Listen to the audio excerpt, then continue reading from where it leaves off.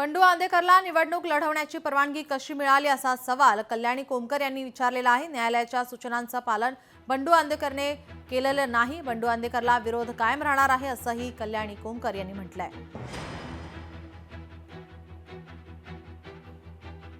अर्ज पण चुकीचा भरला। त्यांनी असं का मुद्दामन केलं की ते म्हणजे इकडेच राहून प्रचार करणार, अजून म्हणजे परत येणार फॉर्म भरायला, परत घोषणाबाजी करणार, हे चुकीचं आहे। आणि त्यांना पोलिसांनी पण अडवलं नाही किंवा कुठल्या वकिलांनी वगैरे त्यांना सांगितलं पण नाही, तर ह्यांना एवढी पावर येते कुठनं? आणि हे कायद्याचा गैरवापर करतायत। त्यामुळे मी म्हणते की यांना तिकीट द्यायलाच नव्हतं पाहिजे, अर्ज भरायची परवानगी द्यायलाच नव्हती पाहिजे। आणि ते म्हणतायत की आंदेकर का नाम नेकी का काम। त्यांनी काय कामं केली तशी? त्यांनी लोकांची घरच उद्ध्वस्त केली। त्यामुळे ह्यांना म्हणजे गैरवापर करून देऊ नकाच।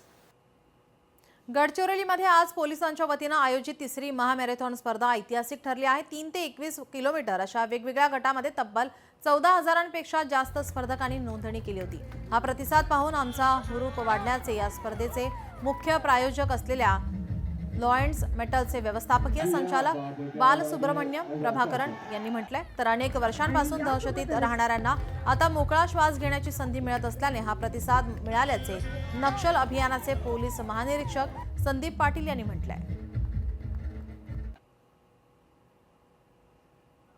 गडचिरोलीमध्ये गेल्या 12 वर्षांमध्ये ट्रान्सफॉर्मेशन आलेलं आहे, 10-12 वर्षांमध्ये। तर ते रिफ्लेक्ट या महामार्गांमध्ये होतंय।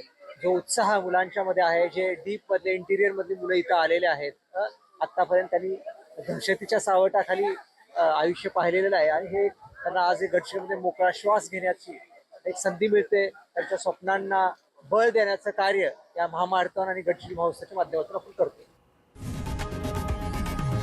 लोकशाही मराठी ऐका, पहा, जागरूक रहा।